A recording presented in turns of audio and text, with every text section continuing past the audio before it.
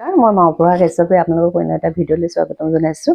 প্ৰত্যেক শুক্ৰবাৰে যদি আপোনালোকৰ কিবা উইচ আছে তেনেকৈ যদি উইচ আছে আপোনালোকে উইচটোৰ কাৰণে এনেকৈ লক্ষ্মী মাৰ আগত প্ৰাৰ্থনা কৰিব পাৰিব টকা পইচাৰ দেই। ধৰক আপুনি এনেকৈ মিঠাতেলৰ চাকি এগছ জ্বলাই ল'ব এই ৰঙা শলিতাৰে আৰু 3 পাহ একদম সুন্দৰ ফুল ল'ব। এনেকৈ ফুলি থকা 3 পাহ সুন্দৰ ফুল এনেকৈ সজাই ল'ব। আৰু ইয়াত মই আপোনাৰ 3টা লং দিছোঁ, 3টা লং দিছোঁ আৰু ফুল থকা আৰু 3টা ইলাচি দিছোঁ। এনেকৈ ফুল থকা হ'ব লাগিব, একদম পূৰা ফুল থকা লং ভাঙা নিদিব, এনেদৰে ফুল থকা লং হ'ব লাগিব। 3টা ফুল থকা লং দিছোঁ আৰু 3টা ইলাচি দিছোঁ।